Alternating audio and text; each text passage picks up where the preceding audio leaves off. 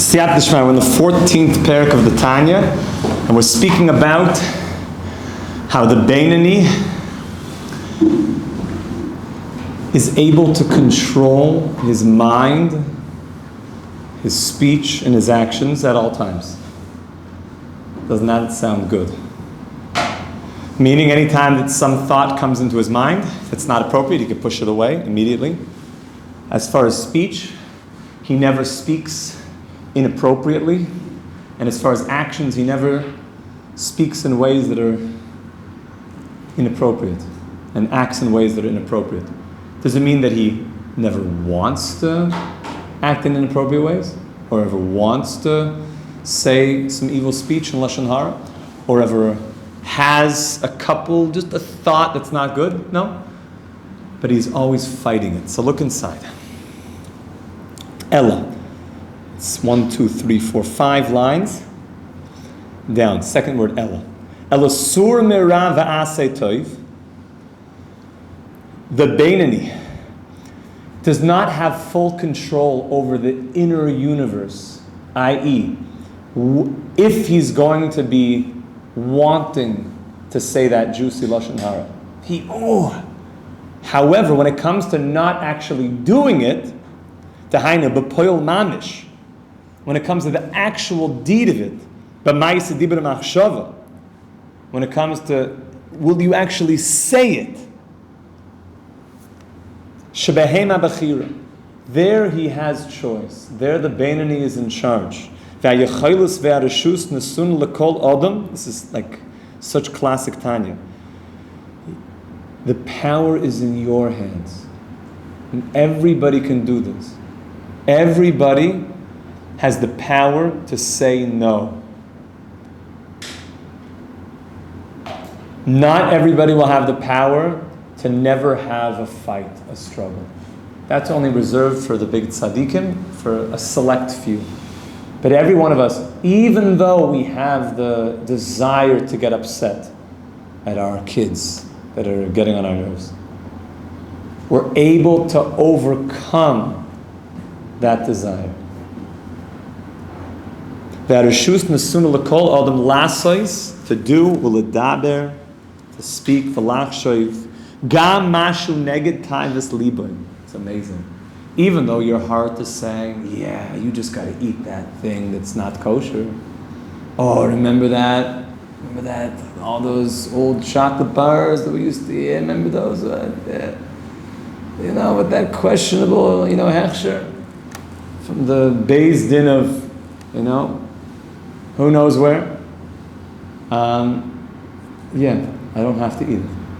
But I don't have to. I don't have to. I'm able to say no. V'hofcho mamish, ki gam b'shah shalev choyim in the mis'ave, eze taiva gashmi is, beheter oy be'isr, chas v'sholem. Notice from the Tanya, a very important diuk, that the Beinani can even have taivas l'taivas isr. Don't think the Beinani is at a place that he doesn't even have taivas for. His taivas would be kosher meat, but like overdoing it. Or, being overly too active, in marital relations or something. It's all halachically okay, and he's able to overcome that. No, the Beinani could even have taivas l'taivas isser. It's a very important diuk. So a person, that's a chizuk. A person shouldn't think, I thought I was growing so much, but then I had a taiva, I had this desire to do something totally forbidden. I guess I'm really not as high of a person as I thought. No, you could still be in the rubric of the Beinani. Very important. However, you don't do it. But that you had such a desire to look at a certain website, or to look at a thing, or to go to that place of ill repute. Even though you think me, why would I ever think that? Oh my goodness, I'm such a monster. No. The Beinani could still, the inner core of the Beinani is still on fire. But the Beinani is able to control those taivas. Yochel is gaber, the Beinani can be stronger. Ulahasiach daitu memenu legamrei. You can push those bad, evil desires away from you entirely. The amr laliboy. Okay, this is famous I underline this in my Tanya. When the Beinoni tells himself, this is like a soliloquy. Okay, you ready? You guys should write this down. Put this on like your screensaver or something, like one of those. Eineni roitze liyos rasha afilu sha'achas. I don't want to be an evil person even for 1 second. Meaning, he's giving you a strategy now. What do I do when I have some desire that's not appropriate? Speak to yourself and you say, God, I don't want to be a wicked person for even 1 second. I don't mean wicked like, cool. Even for 1 second. Ki eineni roitze liyos muvdal. I don't want to be separate, v'nifrad, chas v'shalom, me'Hashem echad, b'shum ofen.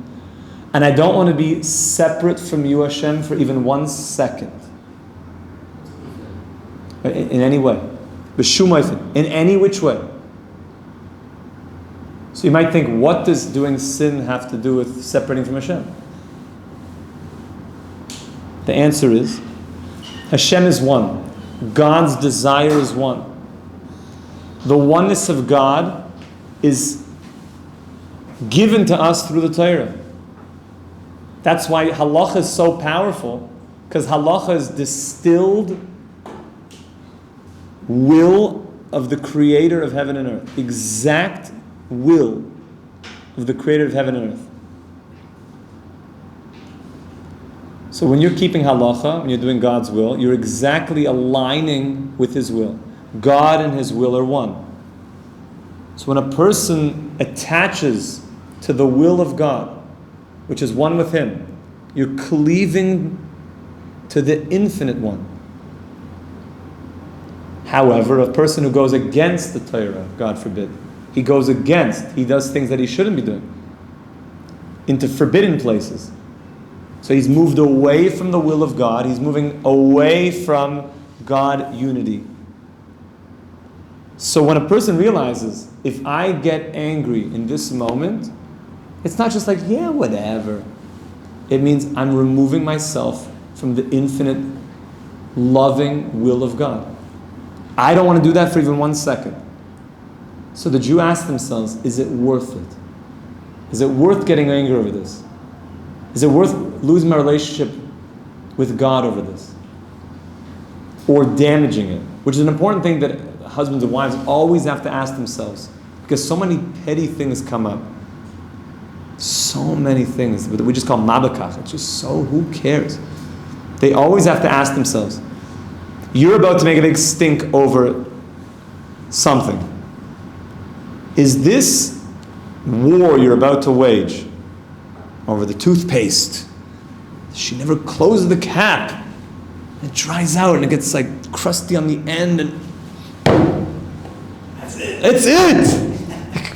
And it's like, why don't you like oh my goodness, I've been waiting for this.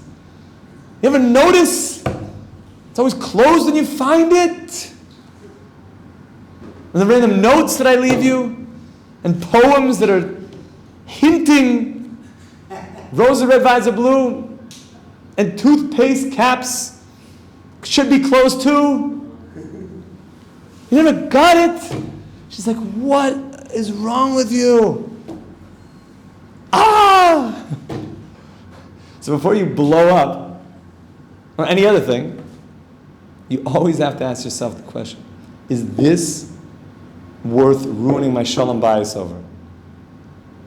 And probably the answer 100% of the time is going to be no. It's not worth it.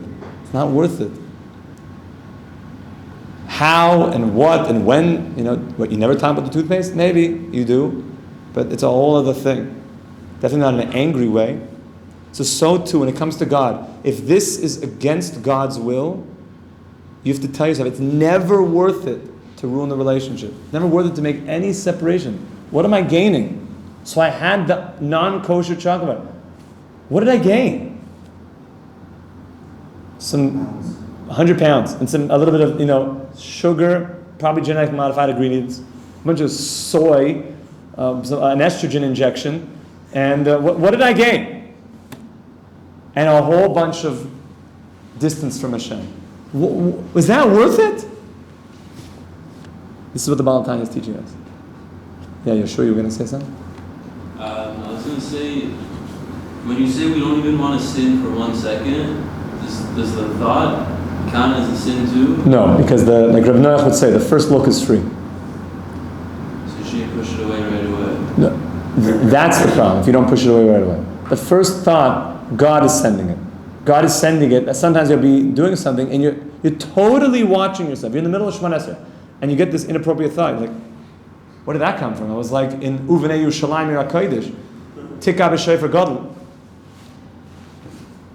So that's why we say the expressions of my heart and my mouth, not my head per se. Like, please, listen to my heart and my mouth as opposed to my brain. Sifasai tiftach ufi agiti lasecha. So if you do continue thinking about it, then it is like a sin. It's only if you indulge the thought, then it's on the person. The first look, the first thought, that is Hashem sending it. That's trying to stop the thought in itself is already, you're like indulging yourself. No, that's why the Baal Tanya is going to teach us that to push it away with 2 hands. The second it comes, excuse me. I always have this image in my head like you're guarding this palace of holiness called your soul. So I imagine this. I think about these things like in this way, like analogies and palaces. So the palace is the sacred palace of Kedusha, and you're this tzaddik, you're the scout on top of the palace with your bow and arrow. And at all times you're looking into the distance of the forest to see if there's any invaders coming to lay siege, if they're sending any scouts that towards you. Now what if you, in the far distance, you see an enemy approaching? Now if he comes and he surveys the land, then he's going to go back and give reconnaissance to the larger army. Now what if you say, what's one guy? It's fine. And you're there with your bow and arrow, you're like, I'm sure it's nothing. Even though you know that he's a threat. Bad idea, because he's going to call the reinforcements. But what if the second that you see him, that this is a force and you know it's coming to destroy your life. Anger is it's coming, you can see it. An inappropriate thought, it's coming. Whoa, it made it clear. I want to destroy your life. So if you're always there ready with your bow and arrow, the second you see it, eliminate. So you're always, you're a spiritual warrior. When the inappropriate thought, or the thought that tells you, be depressed, whatever it might be, that's also inappropriate, by the way. We call that a type of idol worship. Why are you so depressed? A lot of depression can be a worship of self, just so self-absorbed. When you realize that the universe, God, is conspiring in your favor, giving you so much opportunity to be happy. There's so much to be grateful for. So that's going to be the approach, is that the second that comes is going to be eliminate. So that's our job. Now, don't get depressed that you saw the thought in the first place. It's like the archer, the guy came, he's like, oh my goodness, I can't believe I led him into my sight of view. He didn't do anything. Your job starts once you see him. The second you see him, shoot. And now the Baal Tanya is going to bring a proof that when a person does Aveira, it separates. That our sins separated us from you, Hashem. And he writes, you know what I want, Hashem? I just want to cleave to you. Nafshi rucha v'nishmasi. I just want my nefesh, my physical, instinctual part, my ruchi, my emotions, my nafshi, my intellectual part, to be cleaving to you through what? I just want to cleave to you through actions, through emotions, speech, and thought, through your mitzvahs and the Torah. How am I going to cleave to you? Through your Torah, through the mitzvahs. Me'avim esuteris shebelibi l'Hashem, because I have a hidden love. Even a love that I haven't conjured up through deep meditation, which is very, very inflamed love. There's a hidden love. This is called the Pintaliyid, the Avim Esuteris. That there's a love that was put inside of me. We spoke today in the Yom HaZikaron presentation. That there's a deep love inside the Jew that's given to us from Avim, Yitzchak, and Yaakov that is always connected to Hashem. And that like a pilot light that's always on, that can never go off. Like the Ner Tamid above the Aron Kodesh. That light that never goes away. It's always yearning for you, Hashem. Kamay Balev Klalas Yisrael, which is in the collective spirit of the Jewish people. Shenikre Oyevei Shemecha, that we're called the lovers of your name, Hashem. Afilu Kal Shebekalim. This is so amazing, the eve of Yom HaZikaron. Even the simplest, non-religious, Yochel Limsor Nafshay Al Kedushas Hashem, will give up their life when the ultimatum comes of bow down to the idol or die.